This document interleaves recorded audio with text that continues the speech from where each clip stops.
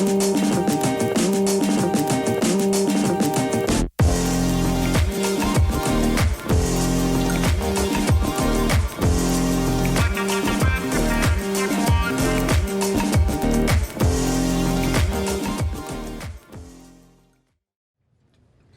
I'm Javiar Collins, former NFL athlete, and I'm here at Great Scott Restaurant in Grapevine, Texas. I have with me today my guest, Demetric Evans, who's a 9-year former NFL veteran, and this is what's next. My man, Demetric, you and I go back a ways in our professional playing career. I do want to talk about your transition uh, before you got here in Dallas, starting your career, and what that looked like.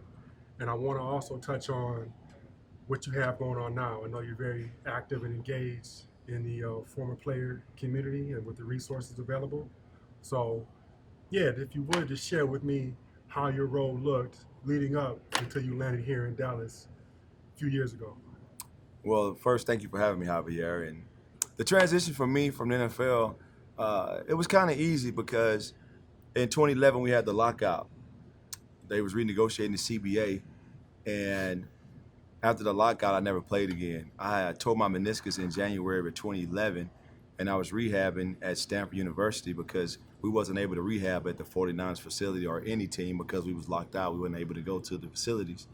And when they renegotiated the new CBA, I just wasn't able to plant off my right leg, and my meniscus never really healed properly. So at that moment, I knew that it was time for me to transition into something different. And initially, my wife and I, we stayed in San Fran, actually Walnut Creek, and I went and started doing some work with Comcast Sports.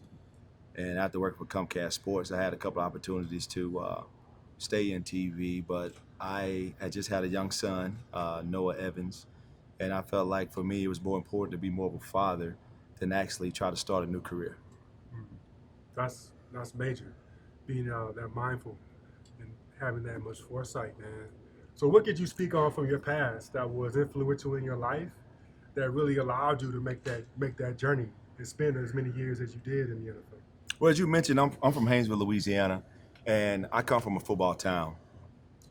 And when I say a football town, my dad had a football scholarship. I had two cousins at the time when I was in high school that was in the NFL. So for me, playing college football to play in the NFL, it was feasible because I had somewhat of a blueprint. I had, a dad who could tell me about the process. I had two cousins that went through the college process as well as playing in the NFL. And at the particular time, my cousin Doug was in the Super Bowl the year I signed National Signing Day that same year. So uh, it wasn't about playing in college or playing in the NFL. For me, my struggle was academically. When you come from a small town like I did, we didn't have a lot of the resources that was required from a GPA standpoint, meaning I can take some of the classes that was needed to get into some of the top schools. So it was a kind of struggle for me. And as well as the ACT, SAT, I didn't have any ACT, SAT prep. So that was my biggest hurdle. And even though I overcame it, it was very difficult for me. Um, at what point, at what point did you, as a man, as a player, as a person, did you start to actively think and prepare yourself for the eventual sport leaving your life and you couldn't play anymore? Well, I think it started in college. Right. When you go to college and it doesn't pan out the way you think it should, or your skill set is not what they're looking for, but you're kind of somewhat locked in, you start thinking to yourself, okay, I got to make sure that I graduate. I got to find other interests outside of football because, of course, you and I were similar. We don't want to coach. I want to coach no football. Once you did it, as long as we've done it, that's something that you just kind of get burnt out from. But while I was in college, that thought process was always there. But maybe our egos and maybe that will to not to die, don't let that dream die, it bypassed. Because I'm a big believer in not having a plan B. Because now you're trying to multitask two careers. Oh, so just keeping Just focused. focus on plan A, Yeah, man. I don't yeah. have no B, right? And then plus I was a young man who had seen it. I saw what the NFL can do for a family financially, Mm, right? I yeah. saw what my cousins did for their moms and their siblings and themselves and their parents, and I wanted that. and I wasn't gonna stop till I got it from my mom because my mom was a single parent as well, and I put that pressure on myself to make sure that football was gonna be the way I was gonna provide for it, and it worked out. But to answer your question, that transition started in college because I wasn't playing as I felt I should. So do you feel that the landscape of today's game is opening it up to be for players to be student athletes to be more open and focused and preparing for when the sport leaves their life? Or do you think it's still funneling guys in to that mind state? To talk about today's climate, the game has changed and the revenue has changed so dramatically to where these guys have so many opportunities. If only the NCAA would step in and leverage those resources to help these guys transition post-career. Because when you signing these guys at 17, which I signed, my letter of intent, I was 17. So really, I was a young kid, basically being a non-employee, because college football and college sports is a work schedule. It's a work schedule. You take basketball for an example, and you probably can contest to this. Those students that play college basketball, they would be gone the whole summer playing overseas against pro teams. So how you gonna tell me they student athletes and this is a collegiate sport, but they overseas playing pro athletes, so therefore they're not getting the proper education because they overseas, and they're playing against pros that people are paying to see them play. Yeah. Right? So with football, there are so many players on a team, coaches have to control their environment, and so many guys get lost in the shuffle. But as you know, Javier, when you played football at Northwestern, you didn't dictate your schedule.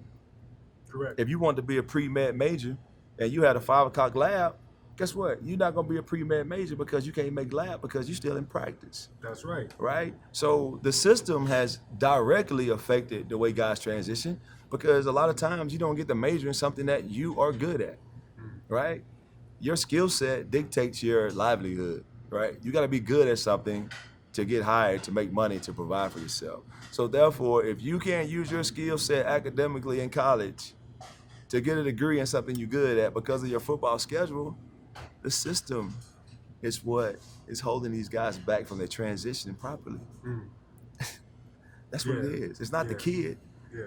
It's the system. I want to get into that in a few minutes, but let's see what's next with this course. Gotcha.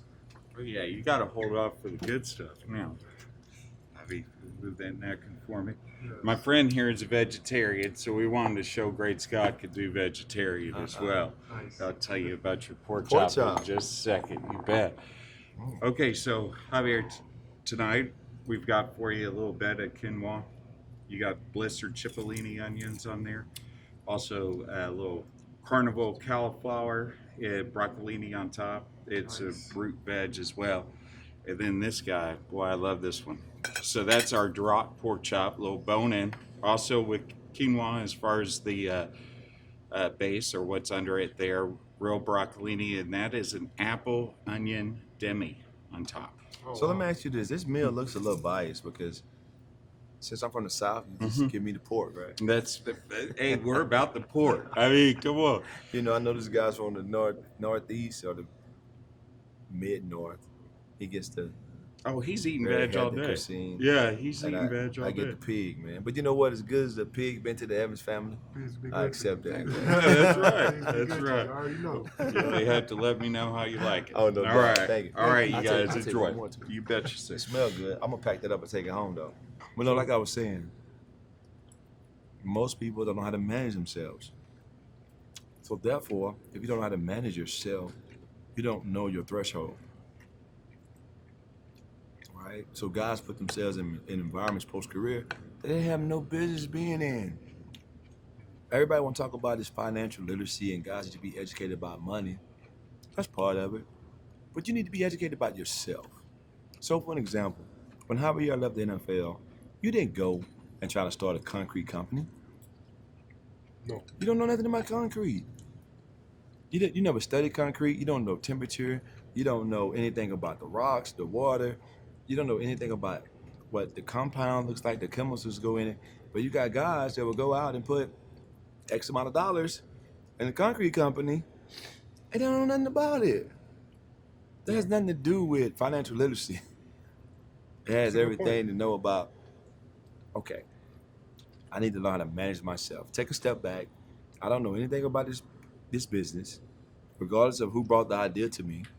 Why not, now that I'm not playing anymore, educate myself about it, Yeah. maybe take a job and work it, get some skin in the game, have a better perspective, and then maybe start off with one concrete truck or something. But we have been, How do we teach that? How is that lesson taught? well, Is here's that it. can it be taught from the institutions, or is Well, it?